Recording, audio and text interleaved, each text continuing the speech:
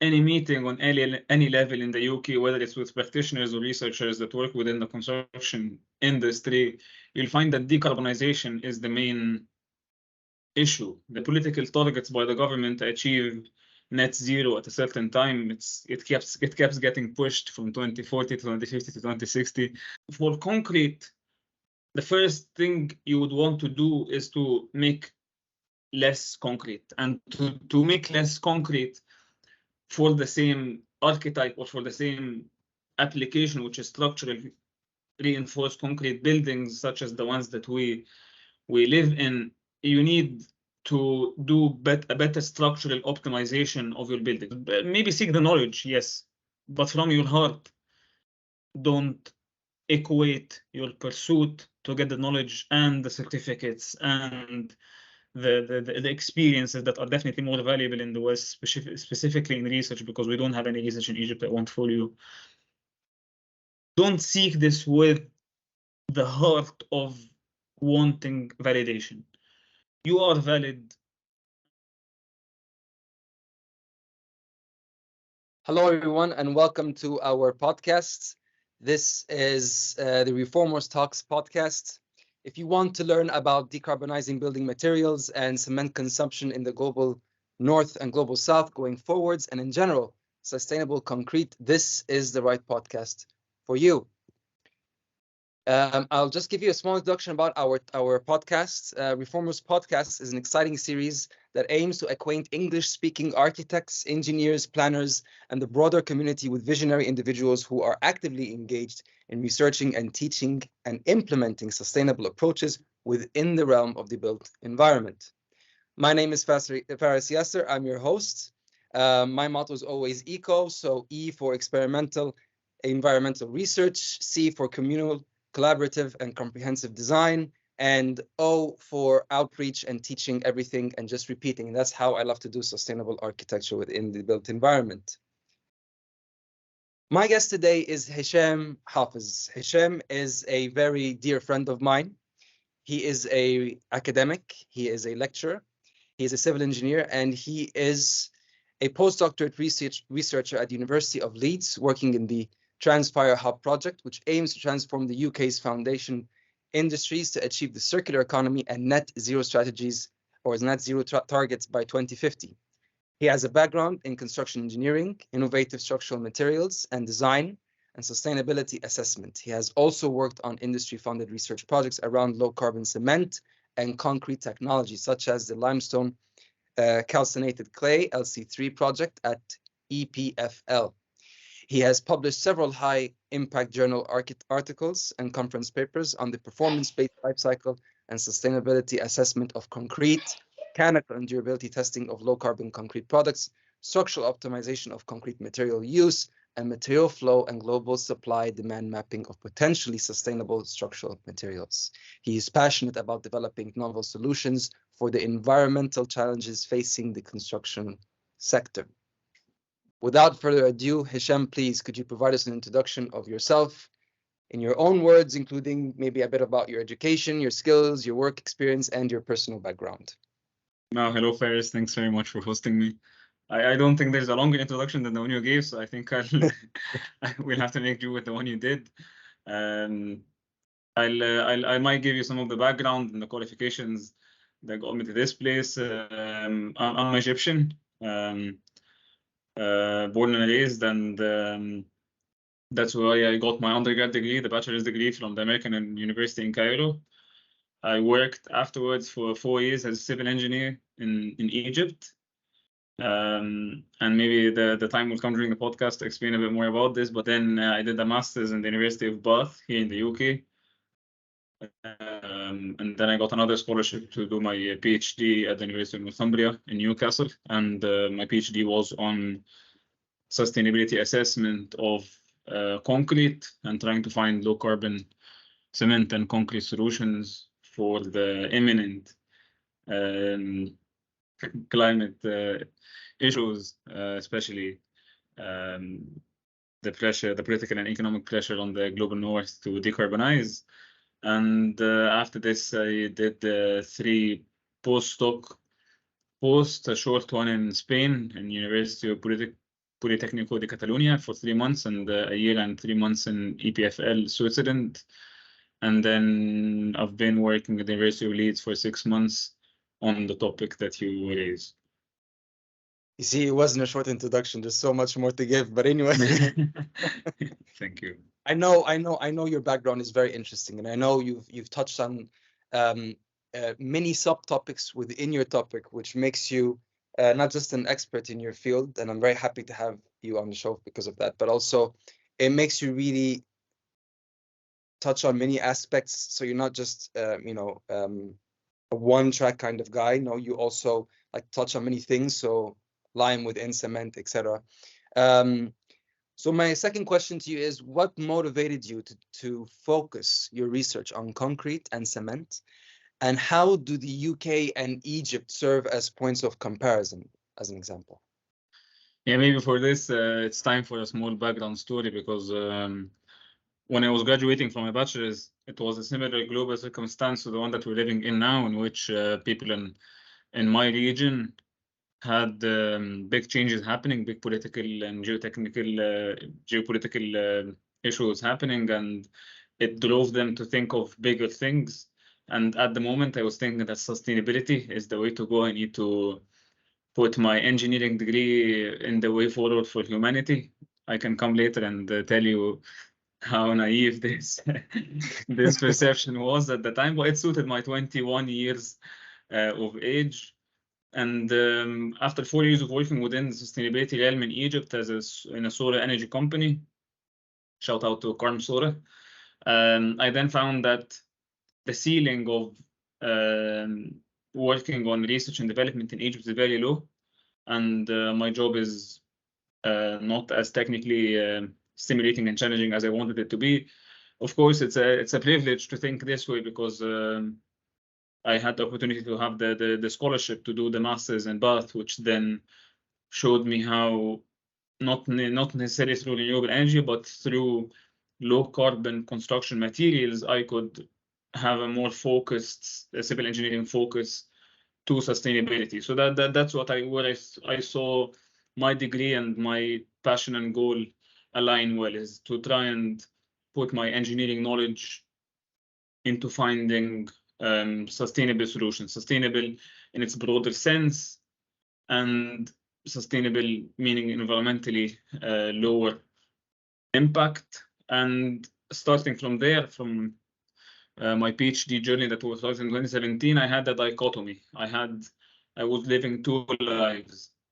In the UK, I was a researcher looking into low carbon concrete, because I believed that these were the local questions, the local solutions that would suit the sustainable quest in the global north.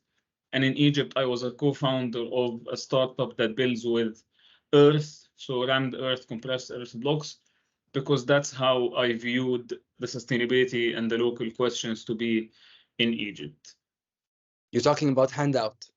HandOver. Yes. HandOver, exactly. Yes. I don't have my coffee yet. So that's very interesting. I mean, I wonder how, that said, when you start to look at the UK and Egypt as points of comparison, where do you see the discussion of, research on concrete and cement going in both directions after that background? It's clear. The narrative is clear. If you attend any meeting on any level in the UK, whether it's with practitioners or researchers that work within the construction industry, you'll find that decarbonization is the main issue, the main local question that requires answers and innovation. So because of the government, the political targets by the government to achieve net zero at a certain time, it keeps getting pushed from 2040 to 2050 to 2060. But at least the way it looks is that there is a push towards decarbonization, because in the global north, most of the development already happened. The construction that will happen, or the urbanization that will happen in the next 30, 40 years is minimal. Most of the industry is abroad. This is what you can label as environmental impact displacement. Instead of making most of the primary industrial processes and operations within the UK. The UK imports 50% of its materials from the foundation industries from abroad. So on a broader sense, the global north countries could afford to offload the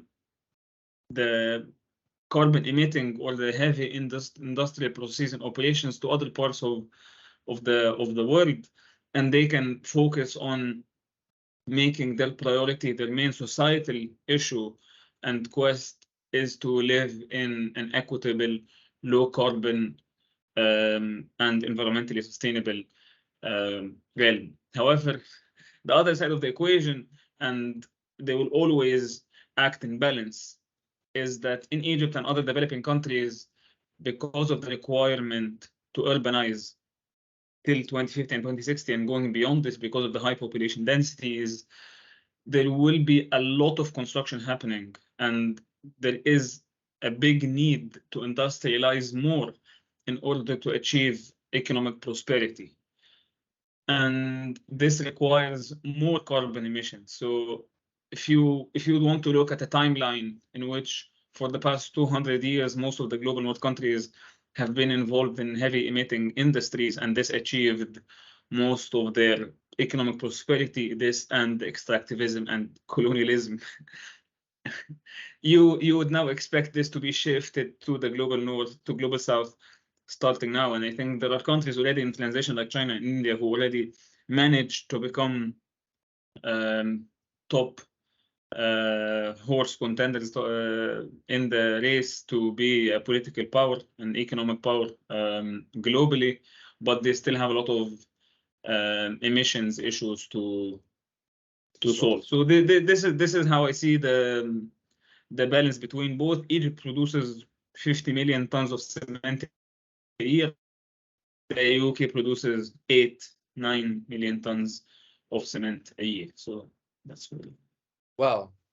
Well, I'll just take that thread a bit further. So when you compare, what you just said is very interesting in terms of how there could producing more cement despite it maybe necessarily not using as much cement, or it could be very developed in terms of its production, its logistics capabilities, but it's not really there in terms of its emission reductions. And that's something I think a lot of people don't see the divide between. They think if one country is going forwards in terms of its tech or its logistics or its political power, whatever it may be, they must be going forward as well with their sustainable practices, which obviously there is a divorce there, there's a divide there.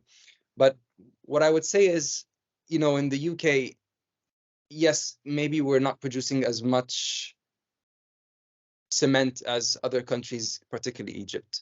But the question is that because we're using cement less, number one? Number two, because obviously most homes here are still built by brick, even if we're talking about new builds, brick is a very main building material or aspect of the actual structure. And two, let's say we are using less or more, whatever the answer is, how is it that we may be producing less emissions than other countries despite us leading in the forefront of actually using cement and using concrete in most of our structures, or a lot of our main institutional structures? I don't know if that makes sense, because I know I'm comparing between two different things, apples and oranges, but I do feel that the numbers may indicate something different than what's actually being used. Maybe you're definitely right. You're definitely right. And I think a good layer of complexity that we need to give our audiences in order to interpret better the news and information they get about the construction industry is that we don't build with cement. We build with cementitious materials. So regardless of the cement you produce, what you need to focus on in order to imagine the built environment are the products that the cement goes into, which is mortar and concrete. So when you were referring to your knowledge about the UK built environment, which is bricks, you are right. Bricks require cement in the mortar, but the bricks themselves are not made out of cement. They're made out of fired clay. And yes, the UK uses concrete, and Egypt uses concrete, and they probably use concrete in proportion to the cement production. the good question to ask is, in order to decarbonize, whether it's in the UK or in Egypt or anywhere in the globe, do we need to get rid of concrete and hence we wouldn't need to produce any cement? Or is there a way to make the concrete that we're building with less carbon emitting and more environmentally friendly? And here, the practices and the technologies to be followed might be different in both countries depending on their ability to invest, because the technologies are not all on the same level in terms of investment. Do you want me to just go through the different Yes, decarbonization sure. So, strategies, or do you have another question? No, perfect. I think that ties perfectly into my next question, which is, when considering alternatives to cement, what options exist in terms of their carbon footprint, ranging from better to worse? Are these alternatives adaptable to various climates, including and beyond the UK? Well, when you mention alternatives, you jumped straight to substituting it with another material, but I think there is a lot to do in terms of making the concrete itself a lot better. And I can give you a few examples in the global north and a few in the global south and a few that are truly global. Yeah, take your time. Why don't you lay out the scene for us? Like, walk us through, what is the problem with cement? Why is cement so important, first of all, for building cities? Why can't we just rely on other stuff per the modern context we have of construction?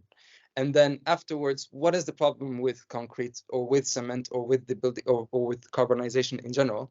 And then move on to what are you doing that makes it more palpable or more eco-friendly, but also, if you are looking at alternatives with it, or sub-alternatives, or part alternatives to cement, what do you see? So just lay out the scene for us. Take us through a nice journey.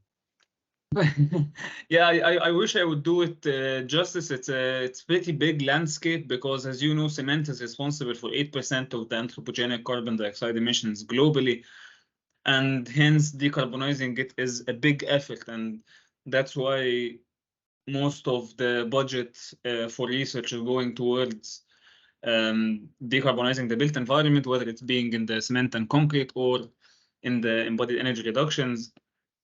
But yeah, let me tell you that for concrete, the first thing you would want to do is to make less concrete, and to make less concrete for the same archetype or for the same application, which is structural reinforced concrete buildings, such as the ones that we live in, you need to do a better structural optimization of your building. So as you know, the process of building a reinforced concrete structure requires a structural engineer or a structural consultant to go through the design and make sure that it's safe.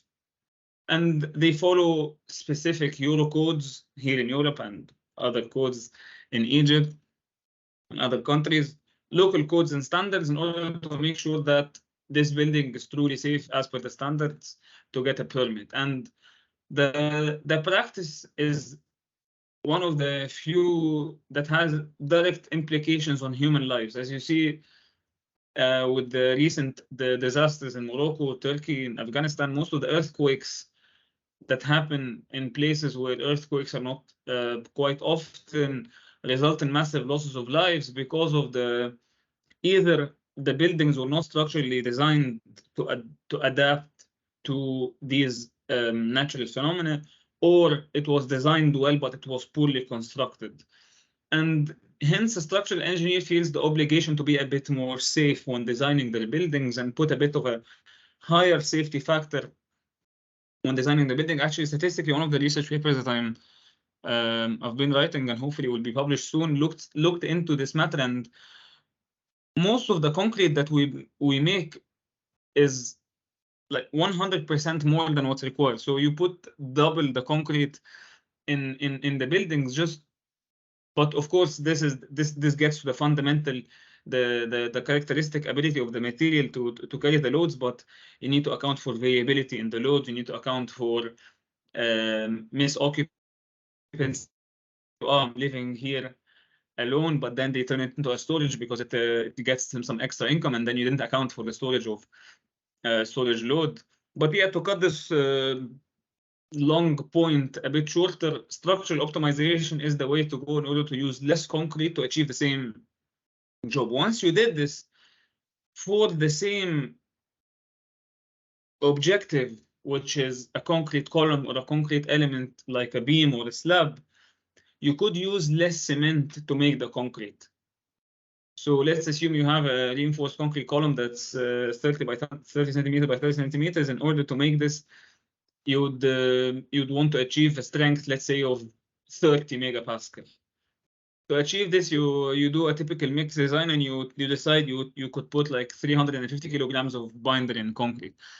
I'm not sure if you worked in concrete in Egypt, but a good story I remember is that I was in a working site in my third year of my undergrad, and this was a very formative experience because it shaped my understanding of how most of the concrete works in Egypt are done. I was standing by the ready-mix concrete, and I was asking the guy, there is this slip of the concrete. It came out of a wet plant, so it needs to be some sort of quality control check. I told him, is this the amount of cement that's there? He says, yeah, that's the official amount, but we always put 10-20% more. Because the perception in the construction industry is that the more cement you add in your concrete mix, the higher strength you get. But that's totally wrong. It might actually have an adverse effect, but in reality, adding more cement in your concrete mix does not result in a higher compressive strength, given you're accommodating for rheology and slump. So this being said, I don't want to complicate your audience with technical terms, but you could use less bind to achieve the same properties for your concrete. So now we covered using less concrete, using less cement in your concrete. The cement itself, you could produce it to be a bit less carbon emitting by several things. You could, like most of the companies in Europe now say, you could have a carbon capture and utilization, a CCU or CCUS technology, in which the carbon emitted from the clinkerization in a typical ordinary Portland cement is then captured and stored in an oil well in the North Sea somewhere. And this is the strategy to which most of the European companies or the multinationals manufacturing cement say, this is how we'll save 40 to 50% of our cement. I'm not doubting it. I'm just saying it requires tens of millions of pounds to achieve this sort of carbon capture, and this technology will not be available in any global south country anytime soon. So in order to combat this, that's when my year at EPFL comes in handy, because there is this new cement that's being developed that we worked on there that basically replaces the clinker, which is the harmful part in the cement, if you want to call it this, because this is the part where the chemically bound carbon dioxide is emitted to the atmosphere, with calcined clay, a material that's abundant, is burnt at a lower temperature, does not consume much energy, and doesn't have any chemically bound carbon dioxide. So this gives you the limestone calcined clay cement. This cement gives you the same characteristics of the ordinary Portland cement, could be produced anywhere in the world, and emits 40% less carbon dioxide per kilogram of cement, roughly.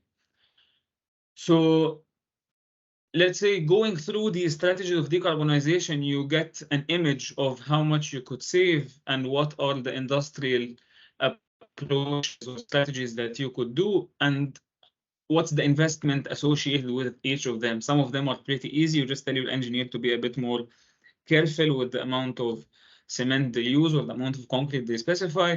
And some of them require some capex, like a clay calciner, or a lot more if you want to do a CCUS unit in your cement plant. Can you explain what is a calcine? What did you just say? Calcine clay calciner. The calciner. How does kiln. that? Yeah, it's a kiln. It's basically a furnace in which you bring up the temperature that's for which your clay is exposed to 800, 900 degrees Celsius in order to achieve the calcination, which is the dehydroxylation of your clay. When your clay is in nature, it has hydroxylate in its layers, chemically bound, and if you get this water out, you're calcining your clay, and it turns into a reactive material. So it's now an aluminum silicate that could react pozzollanically with your cement and form a binder that could perform similarly in a technical way, but has a lower environmental impact. This kiln could basically be a rotary kiln in which you normally produce clinker that's being retrofitted to calcine clay, or a new kiln that's bought specifically for this, and that's why the capex required to make a clay calcination facility in a cement plant varies depending on the technology that you will adopt. Okay, thank you for that, Hisham. What I would follow up on before we get to the life cycle assessment part. Basically, if I were to summarize what you said, which was very informative, it's basically better design at the beginning stage in the first place. So we can maybe say topology at a topological level when we're designing beams and structures and buildings, and how to make things more structurally sound, let's say, to carry more weight with less material or less substantial materials. And the second would be, once we do that, making the material we use in the first place more sustainable with less carbon in it. The question just I would ask, and this always poses the question of what came first, the chicken or the egg, but if we know, for example, that we can use this type of clay or this type of calcination to make cement more sustainable, why is this not a more widespread phenomena? Why aren't countries that are using cement the most developing it? And why haven't we heard so much about it in the UK, especially within our research institutes? And we've heard about it from somewhere like Switzerland, where I think they are, if you could correct me on this, but they are one of Europe's maybe least emitting carbon emitting countries. So why isn't this a more? It doesn't seem like it's rocket science. It seems very like common sense. So why isn't it more popular?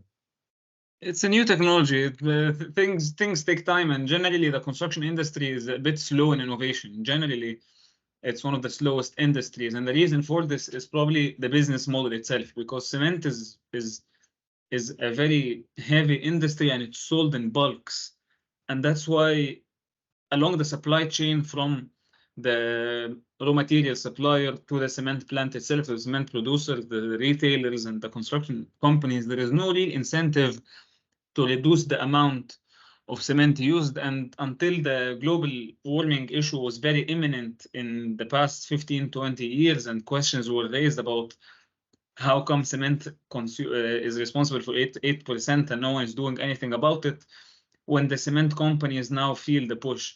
To be honest, it's all economics, it's all business. The cement companies don't really care about the environment and would never have taken the step to lower the carbon emissions unless they are now, it's now economically beneficial for them to do so, because now they're carbon taxed for the clinker production, and now they have to look for solutions. So 10 years ago, there was a big fund given to the lab that I worked at EPFL, with collaboration with another lab in Cuba, another lab in India, and together they came up with this research innovation that's relatively new, but now is globally being adopted because of how magical it seems. It's also lowering costs, so it's really magical. And it's gaining traction even in the UK, so, because the cement producers in the UK are all within the subsidies of multinational companies. So because their multinational company is adopting it, they're also doing so. And there are trials that we attended in the past few months, of 2 or 3 cement companies already producing LC3 as an industrial attempt, and soon it will be in the market. I just want to add something more about making your design better or more optimum and making your material of lower carbon. There's also on the construction side, especially in developing countries, there is a bit less quality control, as I told you, over the things like the waste. So waste is a big thing. Don't waste cement. and concrete. And for this, also there is a business model issue, because in the UK and in the US, cement is sold in bulk, meaning there is only 10% of the cement is sold in the market. Like, you wouldn't go to the shop and get a cement bag. You need to be a concrete batch plant in order to buy like huge quantities of cement and make the concrete and sell the concrete as a product. But in the rest of Europe and in Egypt, for example, you get the cement in bags, and the concrete producer, whether it's on-site or off-site, then put these bags into the concrete mix. And yeah, these bags mean that for the builder doing the red bricks mortar, there is a lot of cement being wasted, there's a lot of mortar being wasted, a lot of concrete being wasted on sites. So I think, yeah, if we want to tighten this tap a bit more, maybe less waste in construction, more optimal construction procedure would also help. All this said, I don't really think that there is the same incentive in Egypt and the global South countries to follow the same specific route or pathway towards sustainability as in the global North. But if the LC3, if limestone calcined clay cement is a technology that's available, abundant, and implementable, it doesn't take away from the economic gains or the amount of cement being produced. Yes, let's implement it in global South countries and produce cement with 40% less carbon emissions without compromising on the quality or the availability or the economic prosperity that's coming from. Yes, I agree with you. Well, very cliche, I know, but with great power comes with great responsibility. I'm sometimes surprised that at this level of development and prosperity that we ravish and that we're very fortunate to have in the global North. Sometimes I am surprised at how stagnant or how slow the conversation around sustainable or decarbonizing materials and cement and concrete is so far. You would think it would be a bit faster, but like you said, it's all about the money. And there is no political or maybe socioeconomic political initiative, or there is very few or very weak initiatives. There are very few or weak initiatives to push that forward. So that's completely understandable, because I see that in my little world as well, where I deal with wheat straw insulation and sustainable biomaterial insulation for refurbishing homes in the UK. It's the same thing over and over again. There is no push for it, despite that the science is there. So yeah. Before I move on, it's just, this is something that a lot of people ask when they really get into it. And the question is, what is the bigger problem? Is it carbon or is it methane? And is carbon just a red herring for us not to focus on methane? Because if we were to focus on methane, we'd have to flip our world upside down, because methane is very immediate, whereas carbon is more long-term, etc. I mean, what is more important? Is carbon really the issue here, or is it just a little bit of a red herring? Yeah, if you ask me, titles aside, I don't think either of them is a problem. It depends on how do you find this as a problem. If you want me to wear the hat of an environmentalist, which I'm not, and tell you which of both is a bigger pressing issue in terms of the global warming risk, yes, methane has a higher characterization factor, meaning that a gram of methane has a higher global warming potential than a gram of carbon dioxide. And this has to do with the ability to retain energy within the stratosphere. But I think the problem is capitalism.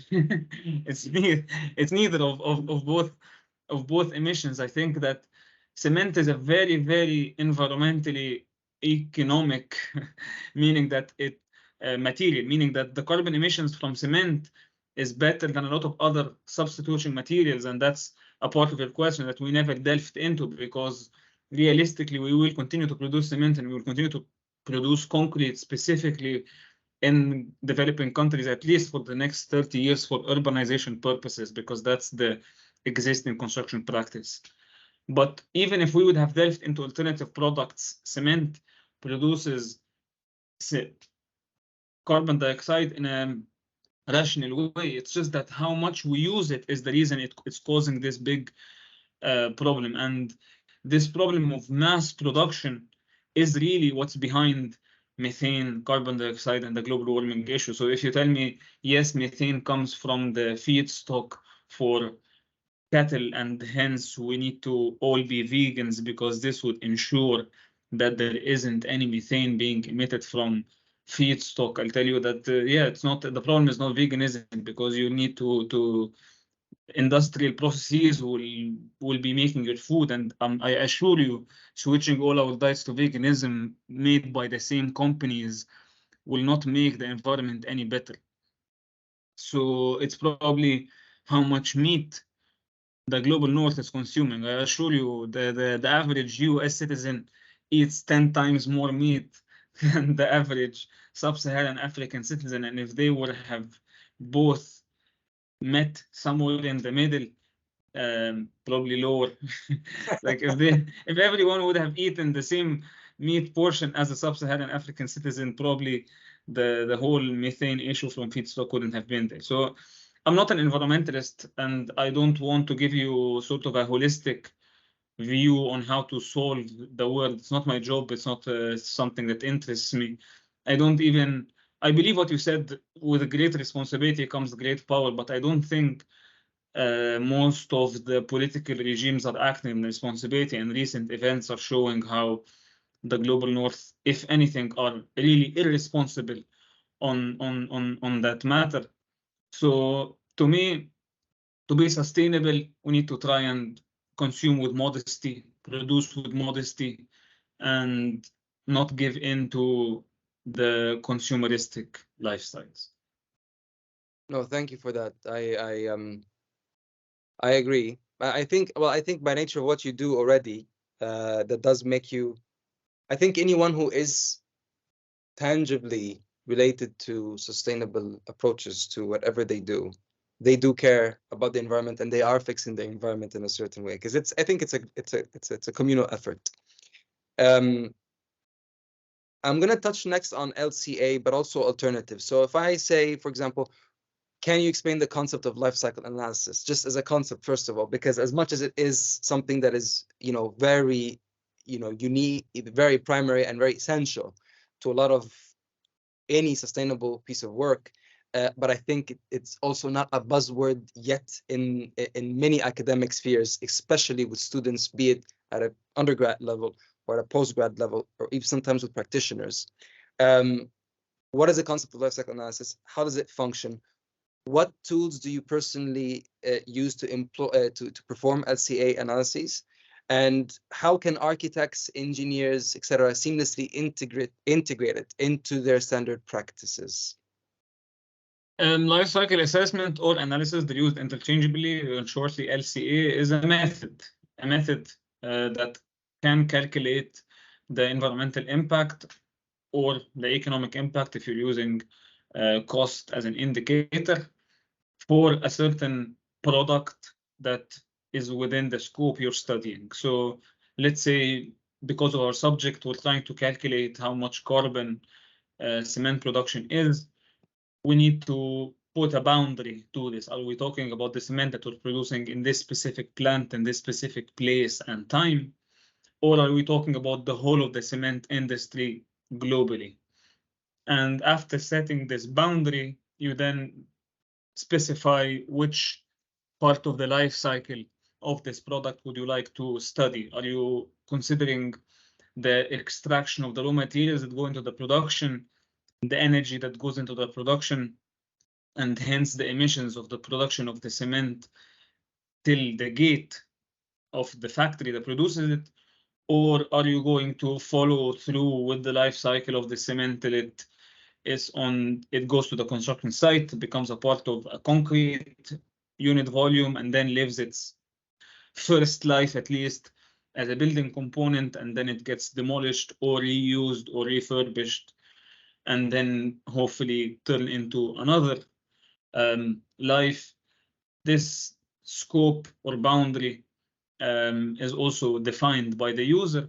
And then basically it's an accounting problem. You need to get me all the emissions and energy that goes into the constituents of this product, and you multiply them by their share in making the product, and you get the aggregated emissions of all of these would be the environmental impact of the product that you're studying. So it's a simple method. It's a simple method, and it could be simplified. And there are hundreds of toolkits that can calculate it for you online.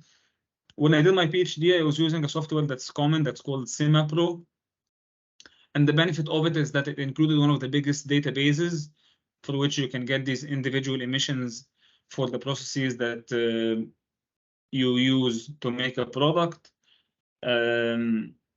called EcoInvent. But currently, after I finish my PhD and for my postdoc processes and my papers, I usually depend on Excel because I could easily get primary data that I collected myself and use it instead of using the database. And it's also easy to now do the analysis of the result that I get. It's not only a value, I can really trace back where did this value come from, where are the hotspots, the areas of the bigger emissions, and where are my uncertainties, and how could I handle these uncertainties a bit better. Well, I mean, from what you're saying, it sounds like there is a structure for it. So SemaPro, OpenLCA is another software I know of. There are many structures. But it seems that, you know, still the way to fight Big Brother software that sometimes act as some sort of red tape, because sometimes they're not free to use. They come with a lot of complications. Sometimes user interface is not that friendly. It's not exactly iTunes. There's a lot of, you know, education behind it to be able to use them. I think using an Excel sheet, but the right way, or understanding what inputs you have to put and how you have to calculate them. And because I remember I had a discussion with you before, I'll touch on that, on how you actually do that. I think that is the main entry point of, if that's not working for you, the software is too hard to reach, if it's too hard to learn, if you can start implementing on an Excel sheet level and just understand the basics of what are you basically inputting into your project, what is it requiring of transportation, of growth, of water, of electricity, of energy, of indirect or direct energy sources, then you're really able to capture how is this material healthy, or how is this material healthy for the environment, and how can it be more or less sustainable. And that's actually I was working on before. Is I worked on a paper, hopefully it'll be published soon. Is yes, I love to work with biomaterials for insulation, but there is no science in terms of LCA analyses for a full assessment of, is, for example, mycelium or much better than using plastic for insulation? In theory, yes, but has the science been conducted to see from the point of initiation all the way to the waste disposal, or to cradle to cradle or cradle to grave, as you mentioned? We don't know that. So that is an issue. But my question is, once you've said that, and once we've spoken about, you know, as you've said that, and as we've spoken about cement, what do you see are the solutions going forward, or what are the alternatives? You mean, like, you've seen cement, you understand that, you said it's not really the cement, it's well, cement is part of the problem. It's also how we use cement. And you gave a beautiful analogy about, it's not really the meat that's the problem, it's how do we eat meat, and do we even need to have all of that meat, and can we share it not just equally, can we share it equally but also decrease our consumption, because we don't need that. It's a beautiful analogy, I think. But to add to that, what are the possible alternatives and solutions, not just for, you know, the eco-friendly or sustainable advocates, but really just practically, what are the alternatives that you see fit per your research and per the papers that you've produced around LCA? Because they're very detailed. I've checked them. They're very detailed. Yeah, it depends where we are. So your question has several parts to it. For LCA, the software part, I usually encourage undergrads in Egypt who come to consult me about going forward with their studies about how to calculate LCA, to do it manually, not even Excel. Let's not give Microsoft promotion. They can do it on a piece of paper if they have the right data. So it's a very simplified model, but yes, rubbish in, rubbish out. You need to be sure of what you're handling. And the more important question I ask them is why. Is it just a piece of paper that you want to calculate a number, add it to your project in order to get it published, because now you will get cancelled if you don't mention the carbon footprint of your endeavor? Or does it really mean something? And that's actually the core of what I care about in life. If you want to make it a bit more personal, to me, I think a part of the way that research is done, or at least research institutions are built currently, is that there are also subsidies of companies. They work on contemporary issues that also fit somehow within the most of the research, not all of it, but most of the research, especially applied research in engineering fields, fits into questions that the industry is asking in order to optimize their machinery. Yes, you can say that this also helps people because it turns into products that people can use, but I want personally to be able, as soon as possible, to work on social issues, to work on issues that my people care about, the community I live in care about. And I can tell you that no one cares less about carbon dioxide than Egyptian Palestinians, Lebanese, and Syrians as we are speaking.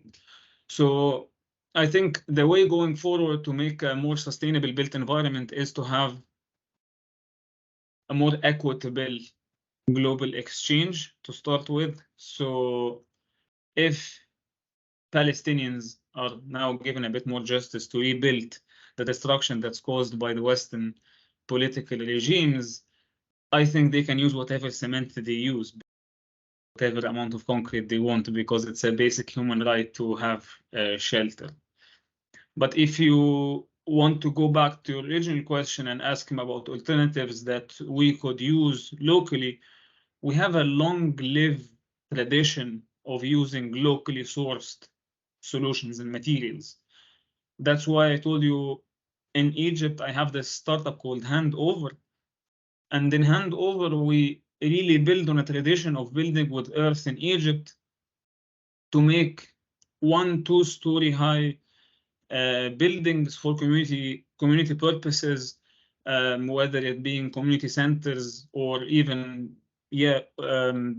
houses for people who request to live in such conventional vernacular architecture. So I think a way going forward is to also depend on locally sourced materials. Think local in your questions, and think local in your solutions as well. I love it. I love it. These alternatives that you mentioned, be it in Egypt or because also the UK has its own, I would say, if you would like, handover process over the years as well. I'm very interested in. Are these? Can we mention some of these alternatives, maybe just by name, and where do you think they can perform, or where can they not perform? Is it a matter of multi-story? Is it a matter of span? Where's the problem?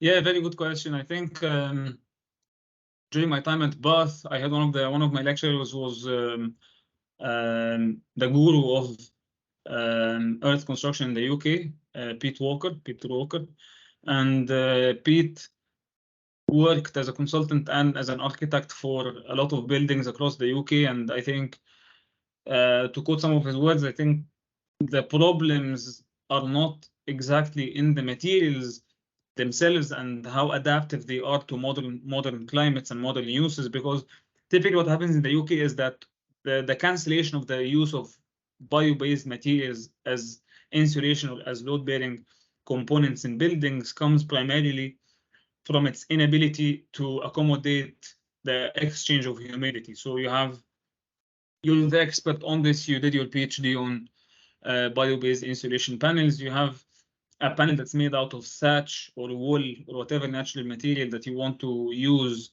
in your building, and because it needs to have a certain cladding that's impermeable or a certain plastic finishing layer that's impermeable, it traps the humidity inside, and because it's a bio-based material, when the humidity increases to a certain level, molds appear, and molds meaning inhabitable or unhealthy living habitat. So it's more of the the loss of the ability to do in the architecture to build holistic engineer solutions using bio-based materials or locally sourced materials, even stone, that could achieve the aesthetic element of modern architecture, buildings that look like the ones we're living in city centers of cities in the UK, but are also functional in that way. They give you the thermal insulation you require in order to meet the local building councils and the energy ratings, while also carrying the same load and such and such. Right, I understand that. I mean, it is a very sophisticated topic to approach. I just wonder if there are materials that we already know of, such as, you know, natural fiber reinforced, you know, concrete or cement, for example. Why isn't that used more often? Again, aside of the economic part, aside of the lobbying part, is there really a reason why sometimes, from a very practical, if everyone was well-being and everyone wanted things to go well for the environment, is there really a reason why sometimes we cannot use that for overall construction? For example, if someone were to ask me, well, I have a skyscraper in London and it's, I don't know, 25, 30 stories high. It's not considered really a skyscraper anymore, but let's just call it a skyscraper, because anything above 5 floors to me is problematic. But anyway, 20, 25 stories high, and we're going to build it using concrete slabs and columns, but we would like to have an envelope that is made of pure stone, that has been cut on site, that has not been burnt, that has not had to go through a kiln or whatever and emit all of those. There are problems that come with that, and as much as it's, you know, a great endeavor, but you'd have the problem of then transportation. From where, how far are you away from the nearest stone producing resource, and etc. The logistic problems that may in the end equate the same carbon emissions as cement, and even so, maybe even more costs. So are there materials we know of that are being used today but cannot be mass produced yet because of a certain reason? Maybe we can mention some of those materials. There are a lot of reasons, and there are a lot of obstacles in order for natural building materials to be as industrially produced as other materials. And the reasons could be technical, like you said. Generally, bio-based fibers are weaker than synthetic fibers, and this inhibits their ability to fulfill the same performance naturally. The second is supply chain issues, because most of what's now urban would not contain much sources for these materials, so you'd need to go to suburban or rural to get hold of natural building materials. And some of it is industrial, the upscaling, the need to revive a whole process that was artisan or a bit primitive and make an industry out of it is not straightforward. You need, and there is also a big element of social appeal here, because some of the material scientists, like academics and friends who work in the field, who suggest these alternatives, think that just because they used to be done at a certain point and they show certain environmental impact that's lower, that's superior to existing materials, and that they're affordable, that people would use them. Yes, affordability dictates some of the user consumption, but at one point, people also have a taste. They like some things and they don't like these things, and this is not. It might also be scientifically interpretable in other forms of science that's not engineering, but I don't have the recipe to tell you why do people insist on living on 1-2-story houses, although it's economically, environmentally, and socially more sustainable for them to live in 10-story buildings in this urban setup. Why do they still insist to be in the suburb with 1-2-story houses? There is a matter of taste there that's definitely not as easily modeled, and we cannot control it. So yeah, there are a lot of alternatives that might be promising environmental-wise and sustainability-wise, but but are being impeded with different intertwined obstacles. Yes, I mean, I think you touched on a very sensitive issue, which is it should be more of a major topic that we discuss in all of our gatherings, which is the social impact on sustainability. You could say that is the crux of it. This is where it starts. It's like, for example, the social image you're talking about. People really want that social image. There's a history behind that social image being built. What movies are being broadcasted, what's being seen on TVs. When we see weathercasts, do we see the real cities, or do we just see the skyscrapers of cities? Where are all the economic hubs? Where are all of the tech hubs? What materials do they use? Are they usually, shiny and reflective glass and tall structures, or are they more spread out? And we see the transition now, even of high-tech buildings that still use concrete, still use glass, still use high-emission products. We see that transition now. They're going more horizontal. Take the biggest tech companies in the world. They're not going to skyscrapers anymore. They're going horizontally, and they're creating more green spaces and taking care of the environment, etc., having more corporate social responsibility and corporate environmental responsibility. But it is an image, and I think the crux comes from a social part more than it is the physics of it or the engineering of it. I think it starts from the human and then moves out physically to the material world, and I think that's the topic. I mean, maybe we can have another discussion about it sometime. But moving forward, I would say, and this is not to be airy-fairy, but because sometimes to understand realities, you have to imagine absolutes. I think that's the best way sometimes to tackle realities.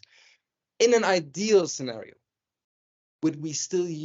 if we could all switch to Earth tomorrow, and somehow we would have an amazing AI-based technology platform that has created an algorithm to create skyscrapers and huge structures using only clay and only water and nothing else but those two, for example, would we need, or would the use of cement persist both in the UK and Egypt, or the global north and the global south? Would we need to have this, or will we move on? Yeah, good hypothetical question, as you said. I think the key word there is not to be airy-fairy. Then you would need to be a dialectic reader of history. And if you're a dialectic reader of history, you would know that without cement and concrete, you wouldn't have reached AI.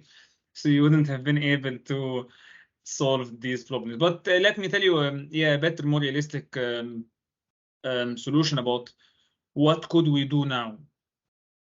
And I think what we could do now comes down to what are the available investments that could be directed towards sustainability, and this would be the base towards the local portfolio of buildings. I'm a big believer of having not one solution that fits all, but a spectrum, a portfolio of materials that each fit a certain purpose and a certain application, and they all make a truly sustainable portfolio. And for example, in the UK, you would use concrete, first of all, in a very efficient way, no waste concrete, as optimized structurally, low binder, low cement, low clinker, and use this concrete where you cannot use anything else given the existing body of knowledge. And then if there is sustainably grown timber, you can use it within the capacity, which is 5 to 10%, depending on the global mapping. I have a paper on this as well. You can use in the rural construction, you need to try and optimize the use of local materials, whether it's stone, thatch, the new natural fibers, engineered natural fiber panels and products. In Egypt, it's the same. Reinforced concrete needs to be used in most of the urbanization. But in the rural, we need to try and spread awareness and increase the engineering practice to revive traditional ways of construction in order to embrace the social tradition a bit more. Because I just published a paper in which we did a survey of why do compressed earth blocks not gain the traction they're expected to have in Egypt, and a part of it is social. In some villages in Egypt, a woman would not marry a man who doesn't have a concrete house, because to them that's a sign of the inability to socially ascend, and that's a very important social aspiration for people, and we believe this. But maybe we could showcase some engineered earth materials in a way that makes the material itself have the social appeal that concrete has now, and hence it would be used as a part of this society portfolio in local solutions in rural areas. I love it. Yeah, it's a lovely way of seeing it. I feel like you have this, so you know the very failed nutrition pyramid. I forgot the name for it. The American nutrition. I don't know. Nutrition pyramid. Yeah, it just escaped my mind. But I feel like that's what you're going for. You're going for a pyramid where the things where we would use more often than not, they have a certain strong base, and then as you move up, you would use, let's say, concrete or cement for particular elements, not for everything, and not to also include it as part of everything that we build with. And like you're saying, let's face it. Yes, I mean, the world is not perfect. It was not built to be perfect. It was made imperfectly to find solutions that are sub-perfect for an imperfect world. I think that's how it is. And people sometimes forget that when we look back. I mean, just to give Egypt as an example, well, yes, we do have amazing tombs and there are amazing, the pyramids are there and everything. Well, you know, these structures, these building blocks had to be burnt for them to come together. Yes, there were whole cities. We don't have the cities of the populace that was living because they were made of mud, and the flood will take it out every year. Now there's a wide discussion about that, by the way. There's a wide discussion about why we don't have the house of a pharaoh. We only have the temple or the tomb. We don't have a house because they also made it of mud, because they believe that a human should disintegrate into the ground, and so should their homes as well. Everything should be compostable. But if we wanted that level of development where societies stay and their structures stay, I don't think mud would be the solution. But as you say, everything has its place, and I think that's the wisdom that comes behind it. I think we're coming towards the end of the podcast, so I'll ask a few questions that are deep but also very lively. I think envisioning, and I know you're very humble about these things. You don't like to talk about your accomplishments, and I know it's by the grace of God that you reach where you've reached, and we are where we are. But envisioning the success of your projects in the long run, what is your ultimate goal, and how do you visualize the realization of your work? Where do you see it really popping out? Do you want it to be more of a lab thing or a product thing, or do you want it to be a lifelike example, or do you want it to be a blueprint? Because it's easy to say I'm dreaming big, but as they always say, think big, start small, start now. So how do you envision it going forward, your work? Yeah, I wish that, let's say that my dream is locally contextual. It's about Egypt, so sorry for the followers and the reviewers who will be interested in a UK answer. I think my dream for Egypt is for me to be able to be a part of something that serves this vision of the portfolio. So I would be a part of a consultancy board, it being governmental or non-governmental, that gives advice on how to utilize concrete best in the built environment, make it in a best, most efficient way possible. And I would also be able to make HandOver as a company provide local solutions that are as compatible technically and as appealing socially and economically. And I would be able to give students and young practitioners the support that they need in order to become researchers and well-educated practitioners in the country and work on their own local questions and their own local solutions. That's what I wish I would be doing. It's wonderful. I love it. It's wonderful. What is your opinion on some of the current general controversial or interesting topics even that relate to your field or society in general? Something that's been on your mind for some time. Well, in my field, there is a big push towards replacing concrete with everything, and I'm telling you, it's hippie and it's unrealistic. And I wish I wish the situation was different, but the levers we have in order to decarbonize and make the built environment more sustainable does not follow the same mindset of these claims and the same magnitude of these claims. So most of these wishes substitute only very limited realistic portions of what the market could provide in terms of building solutions. So I wish we just make whatever we're making a lot better. An example of architects in Egypt wanting to build with timber, we don't have any. Wanting to build with stone, it would be 3 times more expensive and no one would want to live in it. It would look really ugly. Just do the typical 4 to 5 story building, design it very well, make it environmental in its performance, account for the user experience, make it as efficient as possible, and make the inhabitant, the occupier, as healthy and well living as possible. So that's in my field. And outside of my field, I'm really these days very intrigued. Yeah, besides the contemporary events and the global political injustice, I'm really intrigued about the value creation. I think content is a big part of what creates value in the global economy currently. And thank you for the invitation to be a part of the content creators myself. Because I don't think that academic contributions and papers constitute a typical content, because you can't really monetize on it. If I get a pound for every view of my papers, similar to how TikTokers get, I probably quit academia very, very soon. Just make a big fortune and quit soon. But I think the way we perceive value is very important for our livelihoods. And till very recently, people could,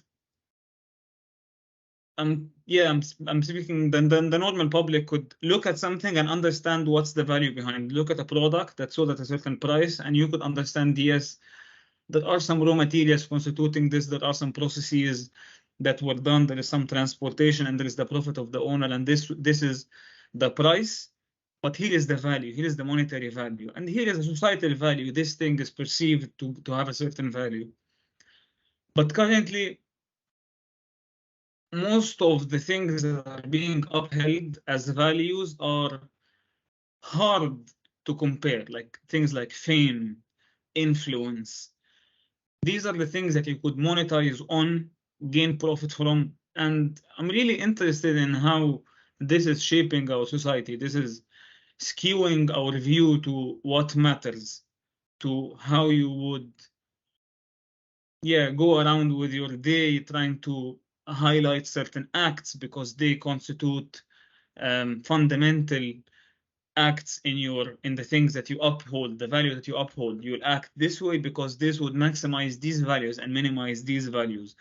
Now everyone wants to be famous and everyone wants to be influential.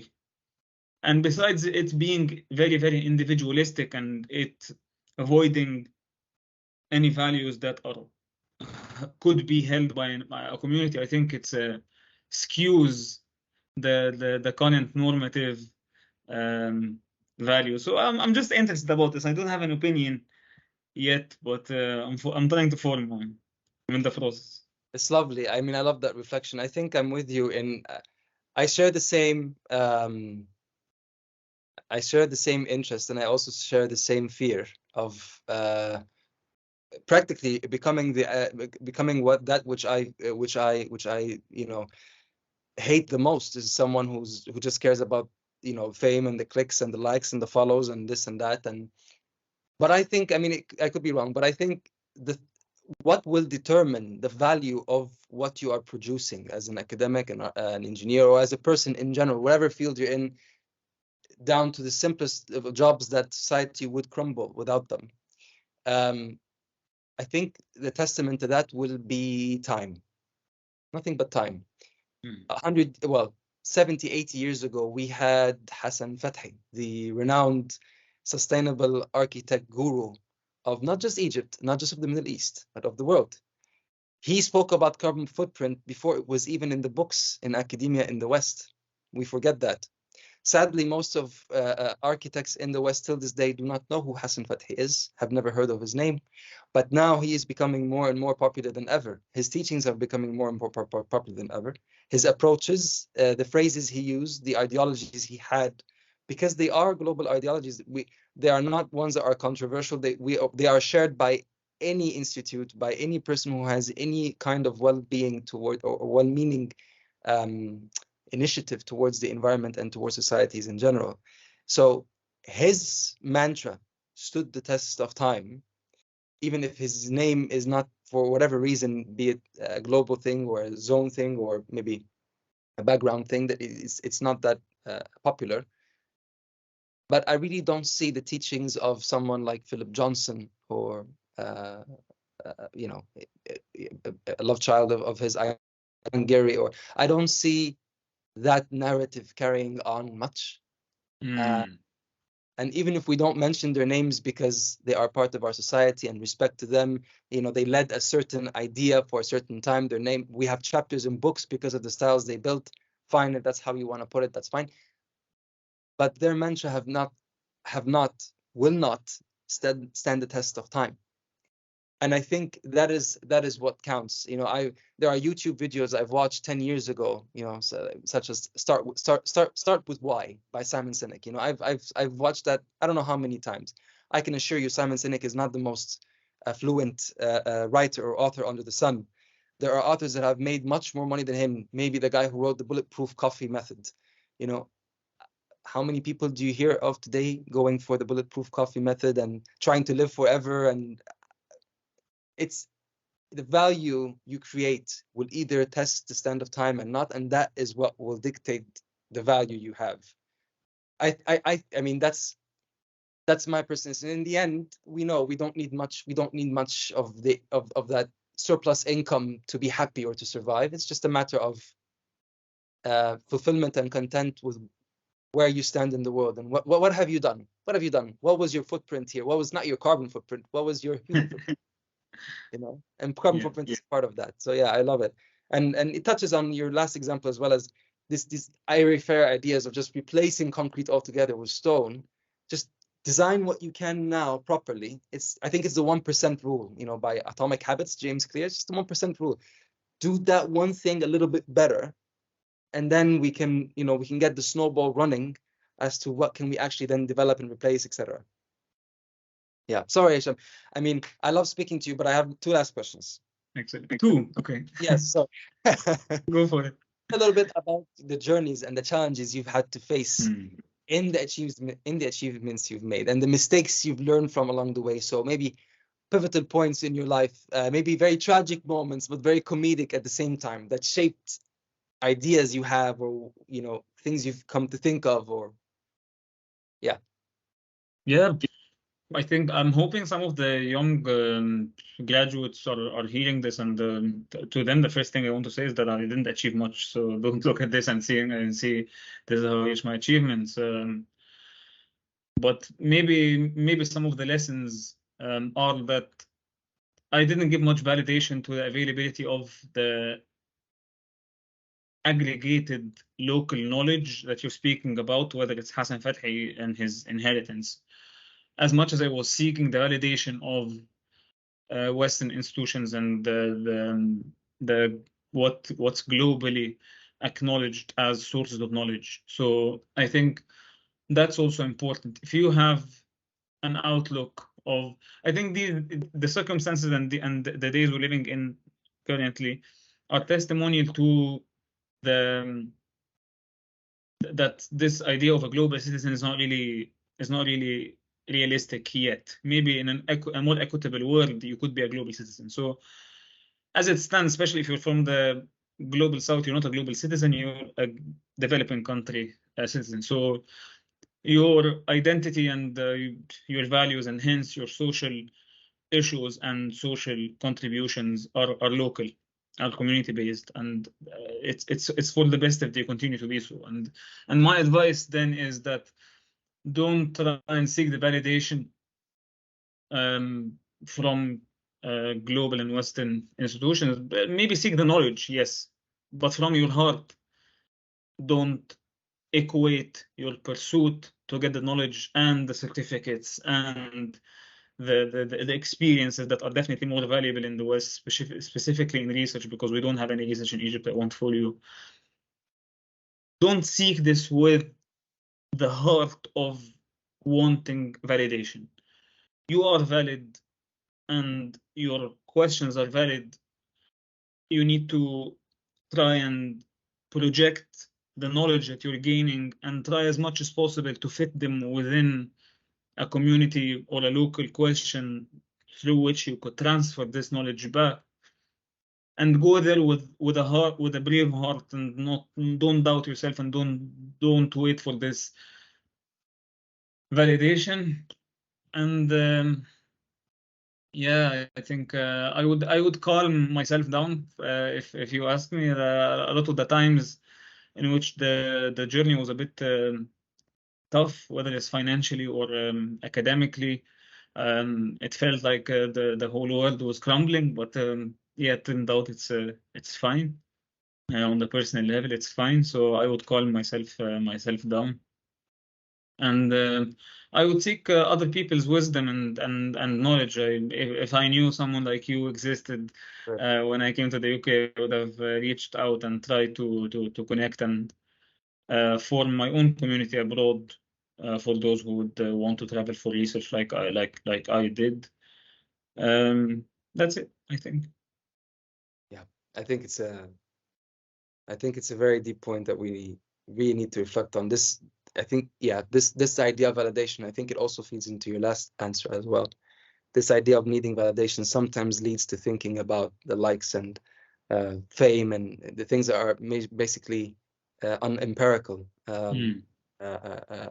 Unempirical in a bad way, because there are some things that are unempirical in a good way, how much you've impacted people's lives. But yeah, and I think it is true sometimes the global south, because of the current narrative and how we see not just media, but how we see even major institutions speaking about the global south. So even when the approach to help sometimes it even does not really help to bring the discussion up on a level of we've learned from here and we're providing, just as the other side is learning and is providing at the same time. There's always a very beautiful balance, and time rotates. There's a rota of time, not just function. Things change. 300 years ago, things were very different. 200 years ago, things were very different. 100 years ago, things were very different. And I wonder what will happen, like you say, 100 years from now, when people stop seeking that validation and they actually start to build the global south because they have a responsibility to do so. How would that change the narrative in other places in the world? I'd be very interested to see that. The last question I'm going to ask you.